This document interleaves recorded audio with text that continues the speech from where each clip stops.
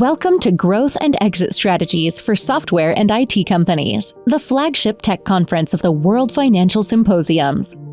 The GXS conference caters to tech founders and investors in tech M&A, covering topics like investments, growth strategies, buyouts, sales, divestitures, and mergers. Thank you for joining us. Let's begin. Now to our last panel of the day, the Sellers Panel. Insider tips from CEOs who've built and sold their own companies. It's led by Richard Harris, Regional Managing Director at Kommer Group based in London. Richard, take it away. Welcome everyone to another WFS event and a Sellers Panel. It's going to be an information-packed session. In a moment, I will hand over to the panelists to give brief introductions about their overview of their career, their current company, market space and proposition, and an overview of the M&A event that they're going to reference during the panel session. We're going to drill into a range of different topics, so we'll want to have a look at things like the motivations of selling, the deal drivers, the challenges, and also some post-deal reflections, which will hopefully be useful to you in your journey in deciding whether to not to go through an M&A process, and also in guiding you through that process if you then start it. So on that note, look, let me hand over to my panelists to introduce themselves. Let me go to Geoff, first of all. Yeah, Hello, hi Geoff. there. Hi there, everyone. Thanks, Richard. My name is Geoff Land. I was the CEO of Infinity CCS Limited. We sold to an American company called Jura Software at the end, well, about just over 12 months ago now. I'd spent 10 years with Infinity. I'd spent my whole career in telecommunications, starting off with the good old British Telecom way back in the early days, and stayed in the IT and communications business all the way through my career. Eventually, we started selling with Infinity to public safety organisations in the US and the UK. So, you know, we're looking for effectively a bigger parent so that we could find a wider marketplace. So, yeah, if there's any questions, I'd be happy to answer them. Wonderful. Thanks, Geoff. That wider marketplace is a common theme that we quite often see, especially at the moment where raising VC funding is so tough, both to get interest in the first place, but then even when you get the term sheets, it's a great route, M&A, to get to that wider market. Yeah, we just needed bigger parents, Richard. That's what we needed. Good. Ashley. Yes, good afternoon. Ashley Moore. I exited a company called Spatialest, similar to Geoff, about a year ago. I actually started off in marine biology, and I thought I could be the next Jacques Cousteau, but it turned out there was no opening for a Paddy Cousteau. I joined the family retail business, running department stores, and through that, as a side hustle, built up our property development portfolio, and then invested in a software company, which I ended up running to exit. And basically, we wrote software for American local government, for all the jurisdictions in America, to help them raise property tax, and to make that process as painless and understandable for both the assessor and the citizen. And we exited August last year to one of our main competitors called Schneider Geospatial. Thanks, Ashley. And we'll probably come back to that theme of exiting to a competitor, because it's an interesting one. It's a good path, but it's one that you've got to navigate carefully. Be interested to chat about scuba diving at some point as well and compare experiences. It's good fun. Satu, welcome. Thank you. My name is Satu Lapinlampi, and I'm from Oulu, Finland. And my path has actually been like this. I started my career in early education. Then I've been working in communications and journalism before I became a CEO of a software company. And like I said, CEO in a company called Hiottu, and our specialty is machine vision and AI solutions for customers who are mainly in industrial sectors. And we've been part of Raute Group since 2020. They bought us then. And by the end of, or at the end of this year, Hiottu will be fully integrated into Route. So my role will be changing. And and in case some of you don't know what Route Group does, they are one of the leading manufacturers of factories, machinery, analyzers, AI solutions for engineered wood products, production industry. Wow, a big jump from journalism and communications to being chief exec. That's a heck of a journey. I think overnight successes take at least 17 years to create, and the arrow of his success is never a straight path. I think you're also vice chair at Code, aren't you? Don't you support Finnish programming expertise as well? Yeah. Code from Finland Association. I'm the vice chair there, and I started as the software industry is so male dominated that they needed a female figure for the board of directors there, and then I was the volunteer, but I'm not the mandatory woman anymore. There are more of us now. Right. Still, it's good to see more women in tech. It's definitely what we need. Arthur, welcome. Hi, Richard. My name is Arthur Stone. I'm the former CEO of OE Systems International. We were acquired by a Swedish company called Master in May of this year.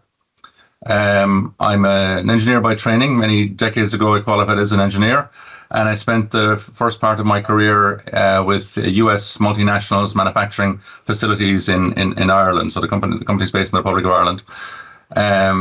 After about 15 years or 20 years of that, and having been laid off 3 times in the process, decided maybe setting up something on my own might be an idea.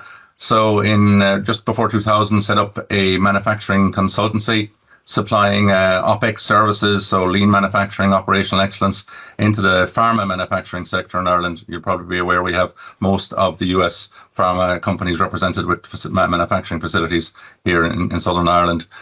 And out of that consultancy business, we built, myself and a business partner built a SaaS software company that helped these large multi-plant, multi-country manufacturing facilities manage their manufacturing performance. So look at their downtime, their performance, their output, their quality, automated data collection off the machines and the dashboards, etc. that you might imagine would go with that all in real time. That business then we started about in 2023 to look for again, similar to Geoff, we had been through several transitions in the business, 2 or 3 transitions, and ready for a third one. We built up a big multinational customer base, and we're looking just to do the next step. We had a very firm foundation, and my feeling was the next step probably wasn't for me, maybe for bigger, deeper pockets and somebody with maybe more energy at this stage to build it again. And we started looking for a partner to do that and found them eventually in May of this year. Wonderful. Thank you, Arthur. Was the electrical engineering of use in this journey when you came into manufacturing? It was. I was able to tell people I knew nothing about software. I was purely an engineer, so it got me out of many a pickle. Excellent. Good stuff, Arthur. And next up, Andreas. Welcome. Yes, good morning. So I'm Andreas Zartmann. I'm the CEO of a company called DigitalRoute. I've been with the company for almost 13 years now. I have a long background being a CFO from various tech companies, large listed companies, down to startups, over to private equity, and then had the opportunity to first start working this company as a CFO, building up a platform, and then taking on the role for expansion. And we just sold the company to Grow Capital, a Danish PE, this spring, after a long and successful partnership with another Swedish PE called Next. We do data for anything as a service and subscription businesses. So it's all about data for monetizing these new business models. Some of the world's largest enterprises trust us with their data for revenue operations. So it's all about automating this new quote-to-cash process which comes with digital services. Very nice. Thank you, Andreas. And last but by no means least, Lennart, from tax to transfer pricing, right? TP-Tuned is the company, and indeed, it's funny that I'm not the only one with tax technology on the call, which I normally am. It's quite a niche. So nice to meet you, Ashley. So my name is Lennart van den Kommer. I live in the Netherlands. I'm a tax specialist from origin. Worked at Big Four companies. Also worked at IKEA, which most of you know as an in-house tax specialist.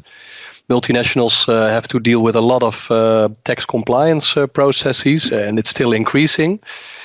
And together with a colleague, I developed an approach to this compliance challenge called transfer pricing. It's a topic where multinationals have to evidence that they allocate their profits fairly across the countries they operate in. And it requires the preparation of quite complex reports, which include text and numbers, data, pictures, etc. And in 2015, my colleague and I decided, well, we can automate this. We started building a solution. And 9 years later, like many of you on the call, we're serving the largest companies in the world, which is really exciting. Actually in August we partly sold to a Dutch PE company, Vortex Capital Partners, which sets up funds, is dedicated to smaller software companies actually, and help them enter their next phase of growth. And I think that's it. Thank you, Lennart. And transfer pricing, that's always an interesting topic. I remember back when, I think it was Japanese car companies, what they used to do is they used to effectively charge the UK dealerships 100% of the car price. So all of the funds were transferred back to Japan. And of course, the UK operations were all loss-making. And then some smart spark said, that's not really quite fair. So I can imagine there's a lot of work, very important work that goes on to make sure that it is fair, but also to maximize the profits of the companies involved. So thank you all for those introductions. Geoff and Arthur, you touched on your reasons for seeking a sale, but I'd love to drill into that more. And again, with the rest of the panel, what motivated you to sell? What was your thinking? What did you go through in the run up to taking that decision? And then what attracted the eventual buyer? Did it meet your expectations, or were there changes in that journey? Did you manage to match the original motivation? So would anybody like to start on that one? Any volunteers? Yeah, sure. I'll give you my spin on it. So as I said, we'd been through several flex points in the company. The company was founded in just after 2000. So, we had the guts of 24 years in business, and we'd been through, as many companies had, several flex points. And this was another one. And we felt very much we had built this, very solid, some of the biggest manufacturing companies in the world, all around the world, from a very small company based in Ireland with no overseas offices. We felt we were punching well above our weight. But the feedback from customers was very strong. The product has a really easy, demonstrable ROI because we actually save money within the manufacturing plant. We reduced our costs, so it's pretty easy to demonstrate. And we were wondering why, more companies weren't beating a pat to our door as you often do. But it needed a lift. So we had a really strong foundation. It needed money. It needed, more outreach. It needed more presence around the world, a significant investment, and probably another 5-year phase in the business. We had dabbled ourselves at doing things internally, certain initiatives, but really on a much smaller scale than was needed, maybe 20% of what was needed. So it became clear after a year or two of doing that, we needed, as I said, money behind it, and also the energy behind it, and maybe some of the expertise, the international expertise that we hadn't grown on top of our own home built expertise. So it became kind of obvious if we were going to do what we felt the company deserved in terms of its position and what it had, its potential, and exploiting that potential, we needed that external help, and that's that lift. And we got a very, very good match in the Swedish company Mainmaster. That's which good. we're That's very good pleased to with. hear. So growth and expertise there. Ashley, was it the same for you? Was it to do with crossing the pond? Quite similar to Arthur. I mean, the way I looked at it, our technology was better than our ability to penetrate the market. Based in Northern Ireland, and our market was 100% in the States. And we felt to get the footprint that our product justified, we needed a better partner. But other factors came into play. The company had a couple of good, strong years. We were getting unsolicited approaches from the marketplace, and personally, I felt it probably needed, a shove from somebody in America rather than Northern Ireland. So those sort of things came together for us, and led to a successful exit. I think crossing the pond can be really quite challenging. I mean, it's very difficult. I think when US companies come over here, they have to tone down their sales because it's a bit much for the UK and Europe. And when we go over there, we've got to ramp it up massively. And that's a big gap. So M&A can help you address that with the expertise to be able to make that move, because sales hires are tough, and growing internationally is tough. That's a good Series A and a Series B. Geoff? We saw exactly that, Richard. I mean, just listening to what Arthur just said and what Ashley said is, we were in business from sort of 2008, and we were a software development organization which spun out of Teleperformance, who are a business process outsourcer. They basically run contact centers, and our software was the software that sat on the desktop of the contact centers. And then had a call one dull Thursday afternoon in February 2014, and I answered the call. It was me that actually took the call, and it was the New York Fire Department. And they said, we've been trying with a lot of people, and we eventually found out it was the big boys like IBM and Northrop Grumman, and they couldn't meet their requirements for a 45-seat contact center in New York to take emergency calls and triage them. So we built them a solution, and it went live in 2015. And I was back and two across the pond, like you wouldn't believe, with a team of people as well. The biggest thing we realized is that we had a thing in the industry called a seat price. So that's the sort of price that you would charge for your technology to be on a seat in a contact center. And the price of selling to a contact center seat in the UK could be as low as £15. Wow. We sold those licenses in the US for $4,800. Oh my goodness. So all of a sudden, we had a meteoric challenge in front of us. We were a team of 17 people writing software that was being acclaimed and spread across, sort of really large public safety contact centers. And then we got in touch with the people that were last kicked out of Fire Department New York were an organization called Priority Dispatch based out of Salt Lake. So we went down to see them and said, why don't we collaborate? And they have got 4,000 public safety centers around the globe, and they needed to go SaaS.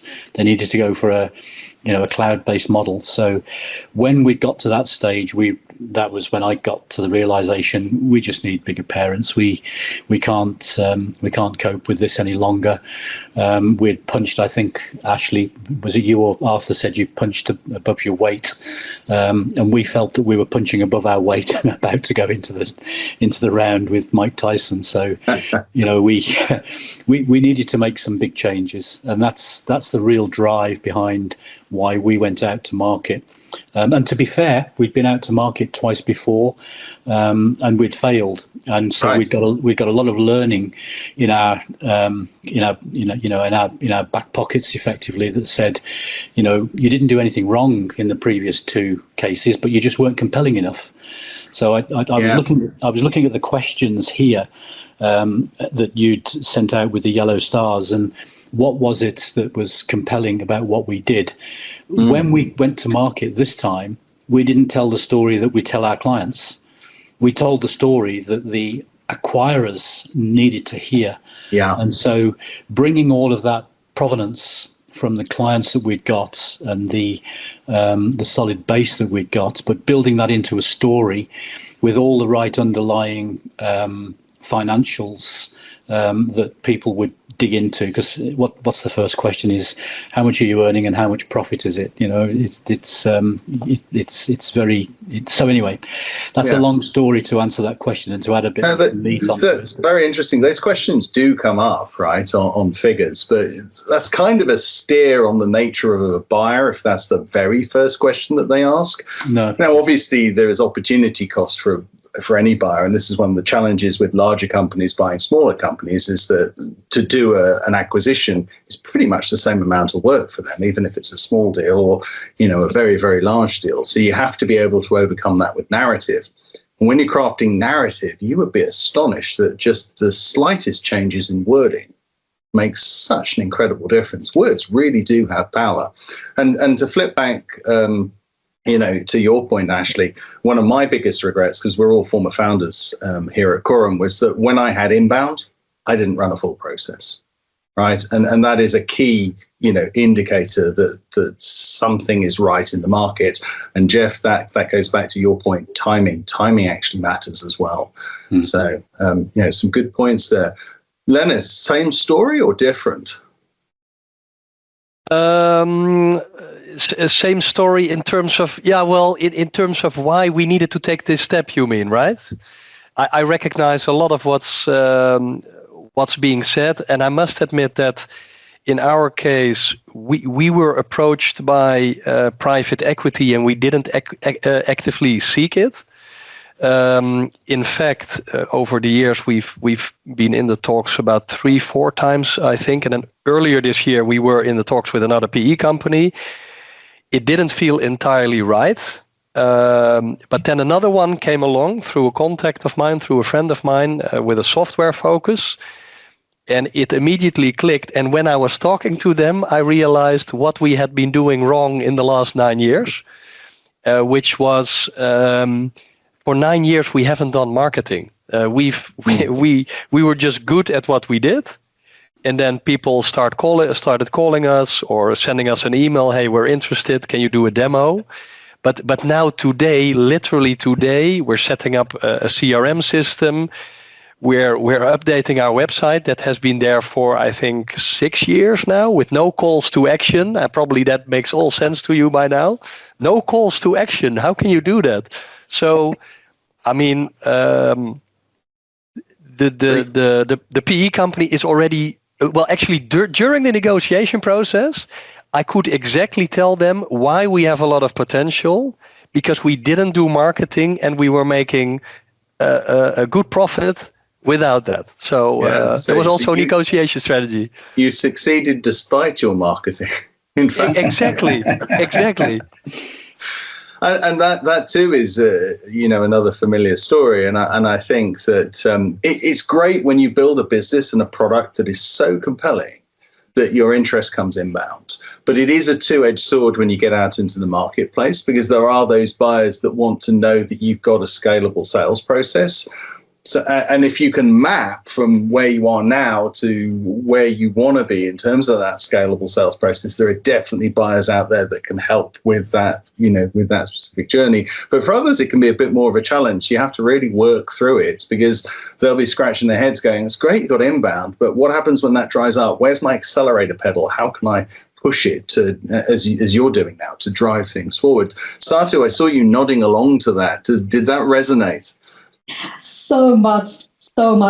We were so bad at marketing and also at selling. We were like always selling too cheap our know-how and our software development, and we were like, but luckily someone recommended us, then another one recommended us, and we got all the time new customers, and our customers were super loyal.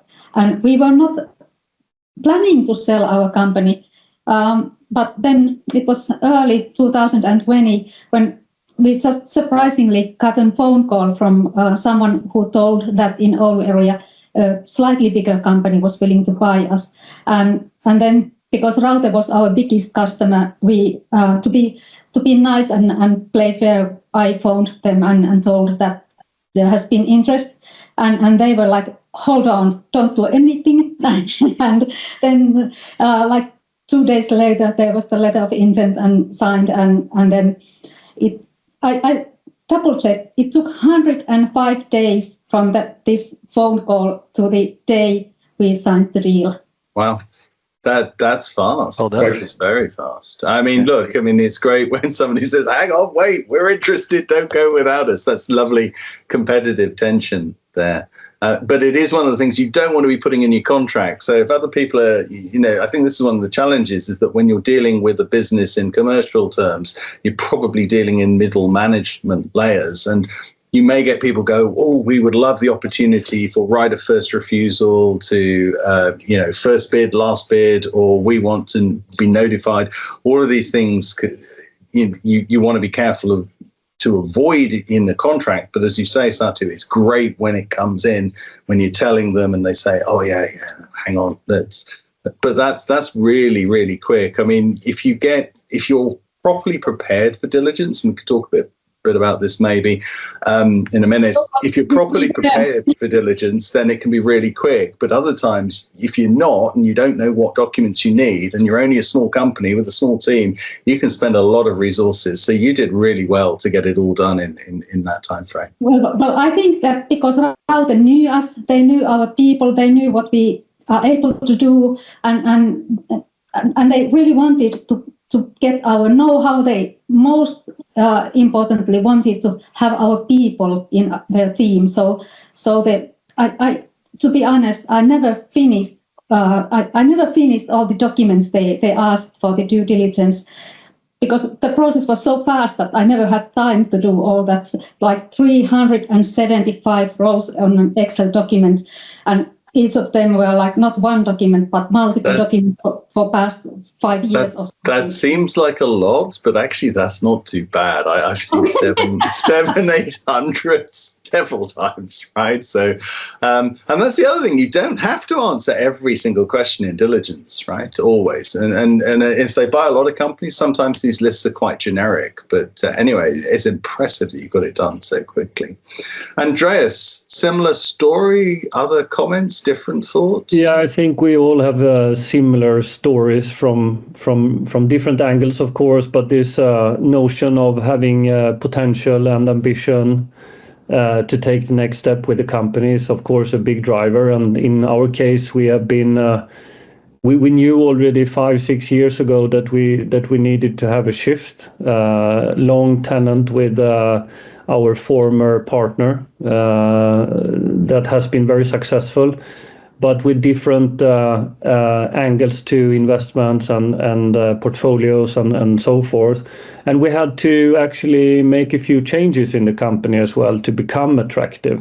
We have very, very strong base, strong customer base, strong core business, but there is a massive potential to expand into new verticals. We also have a telco background where all of these things are standard that we now deliver to enterprise side, which is everything else than telco basically. And I think the attraction around the company has been there for a long time. Actually, we had several inbound requests, and we boiled it down to a few, and then at the end we ran a process with one, which was the best fit for us from a culture perspective, from a capacity perspective, from I think very much from a vision perspective as well. Yeah, that cultural fit really matters. I always say you can bend a culture, and if the buyer wants to bring you on board to reinvigorate their culture, that's great up to a point.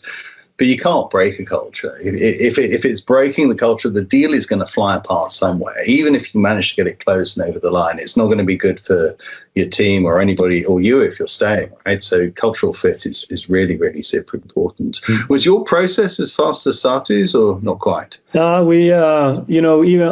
have a long experience of doing many deals actually back in my previous lives. But I totally forget how it was, to be honest. I mean, it was more than 10 years ago I made it, or more than 12 years ago I made a deal, and we should have prepared because we knew it was coming somewhere down the road. But we built a data room in 2 weeks, and then we ran DD for 4 weeks. And then there's always a catch up, right? A couple of weeks, and then closing 4 weeks. So I thought it was pretty okay. Yeah, that's a reasonable timeline. Yeah, it's reasonable time, I would say, right? But it's, as everybody knows, hard work. Yeah, exactly. How about everybody else? Fast, slow? And what was the most difficult part of this process for you?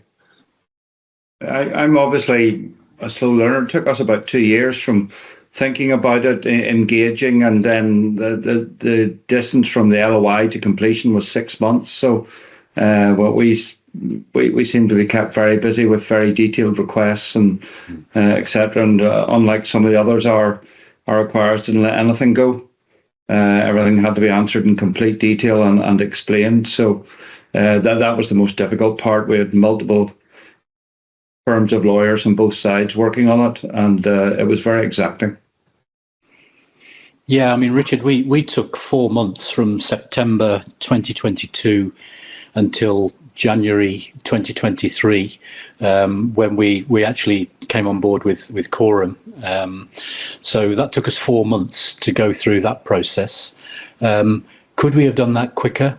We lost a couple of weeks over the Christmas period, obviously, it's holiday time, but no, I don't think we could have in our instance. And then we ran with you guys. Quorum, I think the best part of the process for us was, like I said previously, getting away from what you tell your customers to what you need to tell the potential purchaser of the company. And so we needed shaping and polishing on that, which brought us to realise that we weren't diligent enough in the last two processes we run, the previous two processes. And then we went from May through till October the 31st when we actually sold. And the due diligence process, I think that they thought they were buying Microsoft or Apple. The due diligence process was that heavy. I'm serious. So. Wow. All you folks that are talking about documents and answering, as Ashley's just said, the questions that they were asking to the nth degree. We came out of that process and we felt like we were overcooked in a 300-degree barbecue.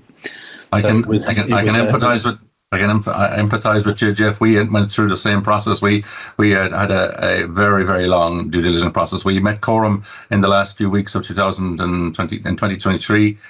We prepared our pitch over the few months of the spring of 22. We prepared our pitch in 23, the start of 23, spring of 23. We eventually, after well over 100 pitches, signed an LOI in August of 23, but it was May of 24 before we finally signed, and the due diligence process nearly killed us. And I absolutely felt the same, like they were buying a company 100 times our size, with expectations that we had processes and systems and data to match, which we didn't. And that was the toughest part of the process by far.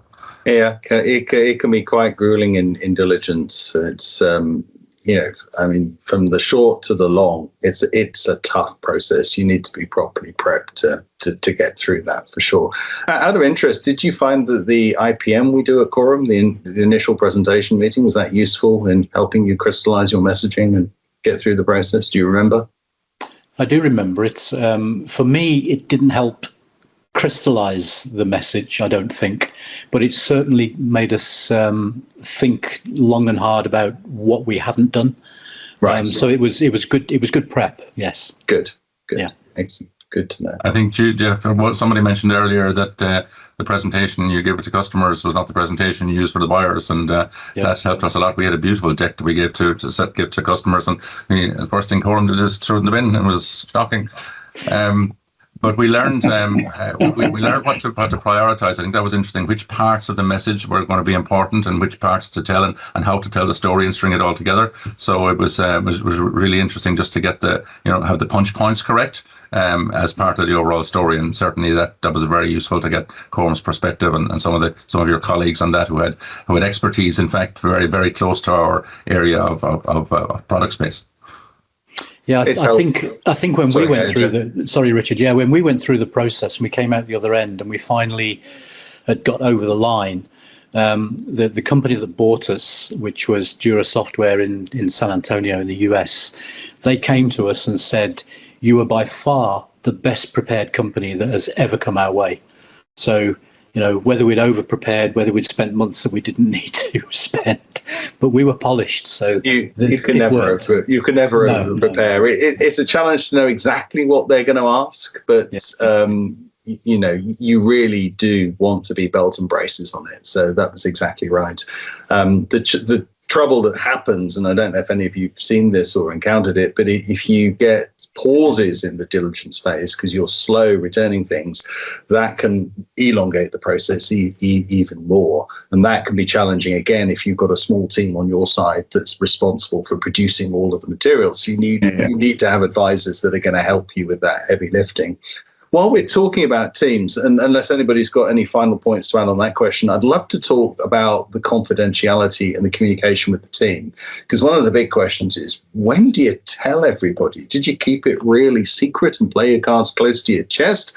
Or did you announce it from day one and say, hey guys, this is what we're doing, and get everyone rolled up and excited? And there were pros and cons to both, right? And I'd love to hear your thoughts on that. Confidentiality, the team, when did you tell them? How did you tell them? I can comment quickly on that, because in this process we actually kept all of this very confidential through the whole process, and I didn't have that experience from my previous deals that I've been part of. And we were able to do so through the whole process, and we didn't reveal anything until it was actually signed. And then we had also prepared all the communications and could have a very positive outcome of that. So that was one of the parts of this process actually that went very, very well, I think. So you kept your cards close to your chest, but then you had an efficient and effective communication plan as soon as you were closed. And that also exactly like that. And then I think that spins into also how do you run the company at the same time as you're doing this process. And it actually helped us to stay focused, I think. Yeah. That's true. But Satu, you did the exact opposite from the looks of it, right? Yeah, we were totally on the opposite end of the spectrum, because we told immediately our people that we had received this first phone call from the other company, and then we asked them how would they feel if we sold the company, and then when the router process started, they signed all NDAs so that we could tell them what was happening all the time, and they even had a chance to meet the one of the router line managers or business line managers in advance, and they could ask any questions and raise their concerns, which there weren't many because they were kept so well informed the whole time, and we didn't lose anyone. That's nice. It's nice when you don't lose people. That's good. Lennart, the same, or secret, or open, or somewhere in between? I'm on Andreas's side on this one. I think what we were concerned about is that if you inform your team early, people get distracted. You get a lot of questions, and they're not the same kind of stakeholder as we are. Of course, I understand Satu's point that you also want to know, is my team on board? Will they be part of this? But I don't think we were concerned about it. I think actually it was going to be a great new adventure for the team. So in order to keep running the business, we kept the cards to our chest, as you put it. Basically only the shareholders and one of our, we had an interim finance person who actually helped us with the due diligence.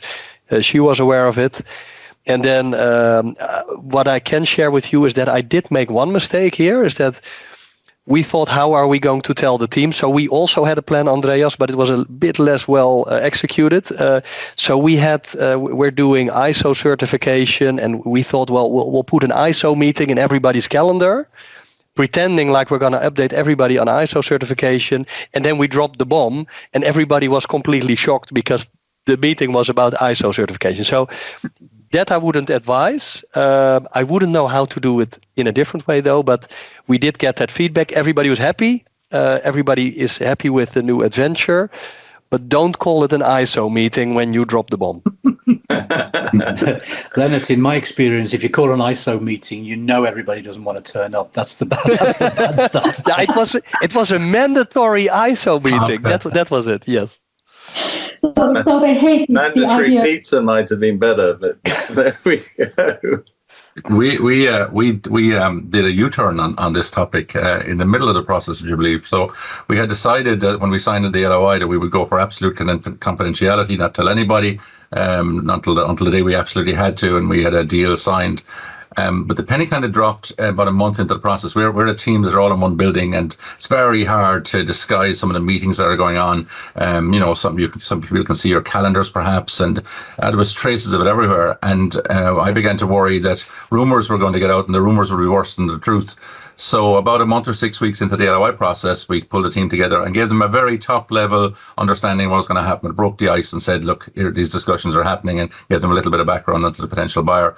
And then we did that every 4 weeks until and I felt it kept a lid on the stories. It get people. I told them I couldn't answer all the questions. Some we just didn't know the answers to. Some we couldn't disclose. But we took whatever questions we could and answered whatever we could and tried to keep it as open as we could.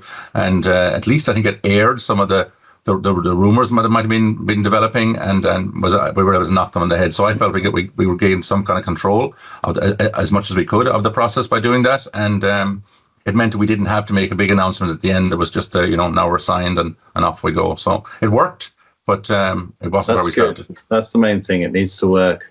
I think it depends on your company and your culture, right? You know your team, you know what they're going to need, whether they're the type of team that will get distracted, get overexcited, and disappointed if it doesn't go through, right? Because you don't know for sure it's going to complete at this point in time. So that's one of the arguments for waiting, is that it's final, it's done, and then you can communicate it with certainty.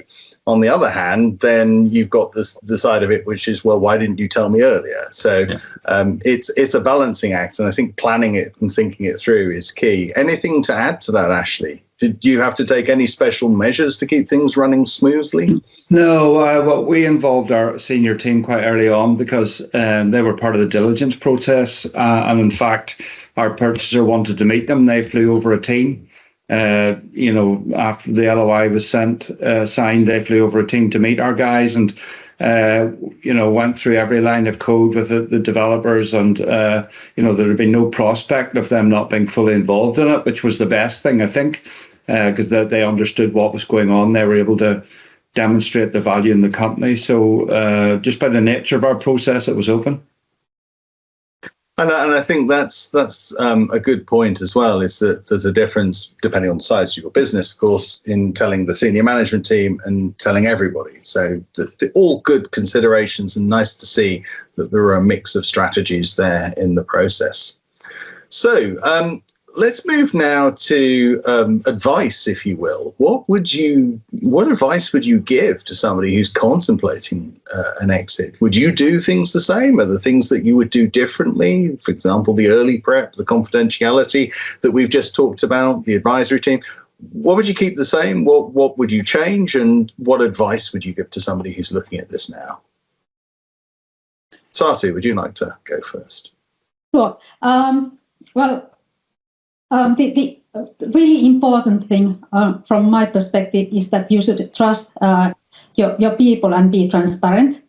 Because in our company, our communication overall is trusting and transparent. So I'm a strong believer in that.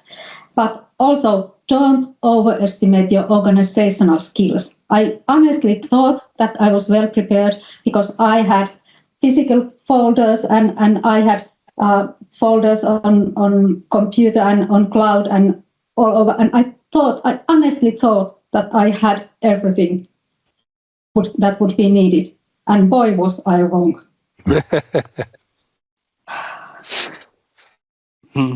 I think, sorry, Satu, carry on. No problem. Go ahead. I think from our side, the strongest parts, obviously the products and services were what we were selling, but obviously the underlying commercials and how the commercials, your management accounts and how the management accounts were aligned, and your relationship with our good friend HMRC and all of that sort of stuff, the tax people in your jurisdiction, just having the finances clear, because at the end of the day, it's the bean counters that come in and give you the deepest grilling possible. We did also, there was a lot of due diligence done on the software. And the company that purchased us used an external organization that just did equivalent of pat testing and various other, and we looked at them and we thought, I don't think you really know what you're looking at here. So there are parts where they'll go deep and get right under your skin and cook you. And there are parts where you think they'll do the same, but they don't.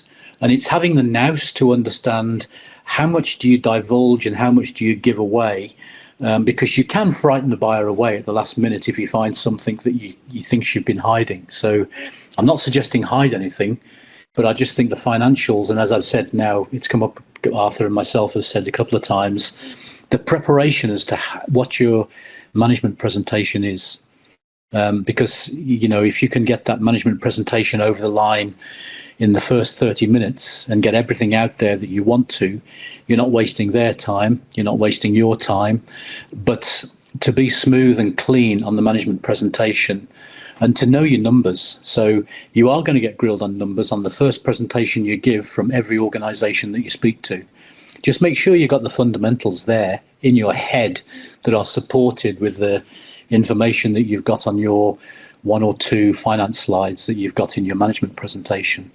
So yeah, it's the polishing really. It's the preparation. Preparation and polishing, absolutely key and critical there. And the other thing with numbers, of course, you don't want them to change during the process. So if you're doing forecasts, you want them to be, strong enough that the buyer doesn't look at them and go, that's boring, forget this, or look at them and go, they're ridiculous. They've got to be in that Goldilocks zone, and then they've got to stay there.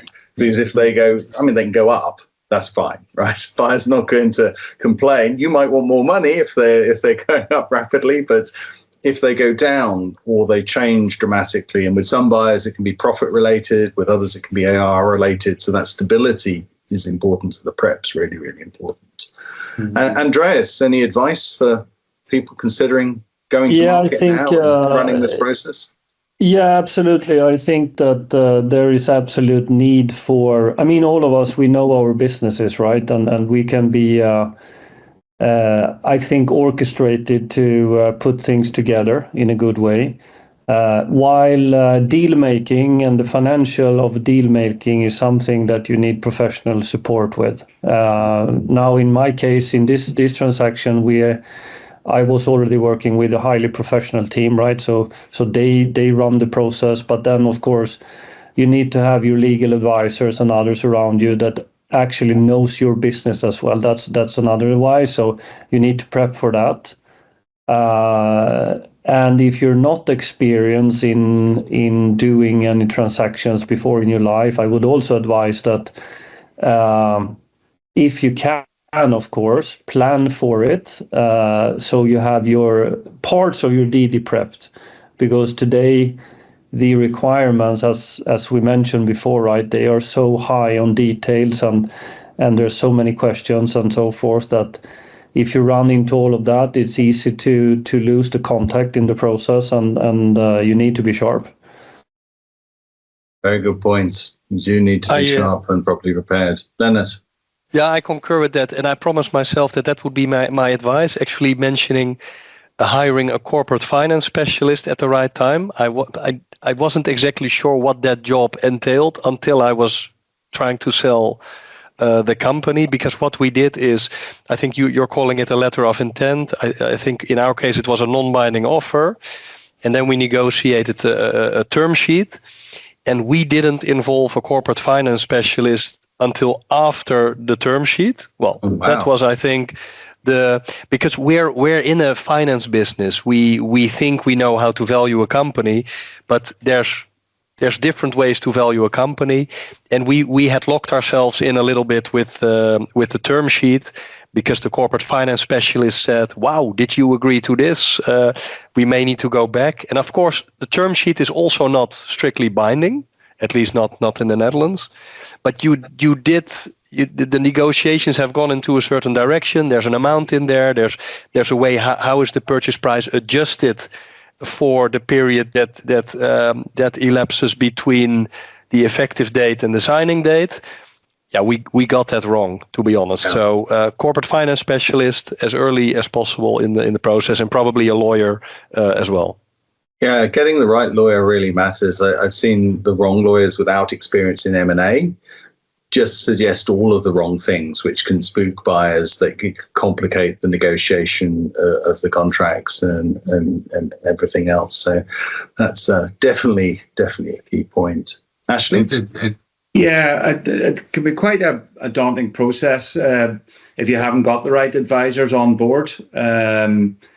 Fortuitously for us, we were able to use both our lawyers and our auditors who had a good relationship with it. They had the requisite expertise, but in hiring Quorum, that was a very important step for us.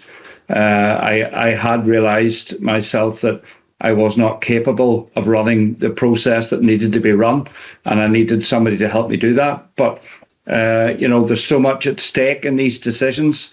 It's important to get it right, and the more sort of background work and diligence you can do, the better. For instance, when it came to the point, we signed NDAs, but then they started asking us really intimate questions about our company and our technology and our customers.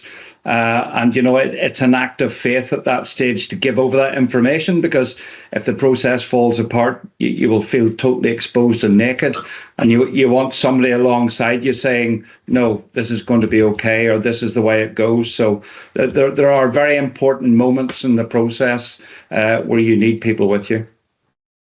Yeah, very true. Very true. And Lennart, back to your point on, what was it, on LOIs? Yeah, non-binding, absolutely, but they are heads of terms, right? So you've kind of agreed in principle that this is the direction it's going to go. So this is what we're going to pay. This is what you're going to get. This is what we're going to do. And although it's not binding, it's what they'll have signed off internally. So to backtrack is then, they need approvals and everything else to kind of focus in on that. And yeah, you don't want to be exposed. This is not something that should be trusted to an act of faith, right? Hope is not a strategy. This is the most important deal of your life. You've all sweated and, bled and cried and sacrificed a lot to build companies. I don't think people realize quite how much work it is to be an entrepreneur, to grow something from nothing, to get it to the stage where it's even ready for M&A is an incredible achievement. And then to take your businesses through M&A is a massive achievement as well. So I think we're about ready to wrap up. Just finally, did it in the end meet your expectations? Did you get everything you want out of it? Who wants to take that one? I think. Sorry, Geoff. All right, Arthur, you go ahead. We were delighted with the outcome. We put the company in very good hands. And talking about earlier, somebody was going to give it a lift. We found a partner that could do that. We talked earlier about culture. The cultures are very similar. And that has really become evident and important. And now at this part of the process where we're trying to work together, we can really see how important that's been. Maybe it wasn't as obvious in the process, but yeah, we got a very good result. We ticked all the boxes we want to do, and we're in a very good place, and the company's in a very good place. Awesome. Geoff? Yeah, we got what we wanted. We were concerned more. We were. Let me just backtrack a second. We were like Satu. We told everybody as soon as we knew that we were going into the process. We had a company meeting, and so what we wanted to do was to make sure that through the process, everybody was still on board. We had an open forum where they could go one-on-one. We had bi-weekly sessions, etc., etc. So we'd aligned our people, and we told them it was people first, company second, profits and profitability third. And we wanted to stick by that with our people, and we got them into what we think or what we feel is a good fit. So yes, what we wanted, we always want more for it, don't we? We always want more financially for it, and you always think you can justify more. But it was a fair deal, and we feel that we got over the line with the right group of people. We actually were. We had a short list of 5, and it very quickly came down to 1, which was pretty obvious that it was the right cultural fit for us as well. And then they were great in coming over and doing pre-purchase meeting where they wanted to come and meet the staff and they wanted to meet all the clients and everything. So we got a feeling early on, the way that they ran their process, that we were heading into the sort of people that we wanted to take this to the next level. So and that really matters when you care about your team, and you've built a legacy as well. So that legacy needs to be preserved and maintained. Absolutely. Andreas, similar story? Yeah, similar story. I mean, we're happy with the transaction, and we got a new partner, which I think, as I said previously, we have a very good fit. And we are super excited now. And we closed in June, so we're just into the next strategy exercise for the next coming period together, and it's very exciting, and it feels very good. That's great. It's good to be excited. Satu. Well, because we are not planning to sell, we hadn't built any expectations. So yeah, it was smooth. It was. Well, I'm happy with the result, let's say it so. and because the Route first bought like 80% of Hiottu. So, and the last part was sold, I think about a year ago. So it has taken some time, 3 years, 4 years. 4 years it has taken before the merger, which will happen in 3 months. So our people have had time to adjust and learn router culture. And I think the slowness of the end process has been really good for us. That's good. Lennart, any final thoughts? 2 months into the transaction or post-transaction, I'm very happy with, so they showed their true colors already before the transaction. They're living up to their promise, contributing. I must admit, it's a little bit, it's a lot to digest right now. All the actions, hiring new people, a lot of new thoughts, processes. But I'm happy at the moment. But then ask me again in 5 years. That's good. And some people forget, if you're staying, the end of the journey is not the closing, it carries on, right? It carries on. Yes. And that needs to be planned for. Ashley, final word to you. Yes, it was a successful process. I think when any company acquires another, there will be changes. Some of them are anticipated, some of them not. And that's the nature of being in business. It's a dynamic environment. And you do the best you can at a point in time and move on. Well, all it remains for me to do now is to thank you all very much for coming along today and sharing your experiences with our listeners, and to say goodbye from the WFS Sellers Panel. And thanks again, and see you next time. Goodbye. Bye-bye. Bye. Thank you all. To our audience, we appreciate your participation today. Visit WFS.com for more information on events coming up. If you'd like to get in touch with the WFS team, speakers, or the Quorum Group, email us at info@wfs.com. World Financial Symposiums, the education centre for tech leaders.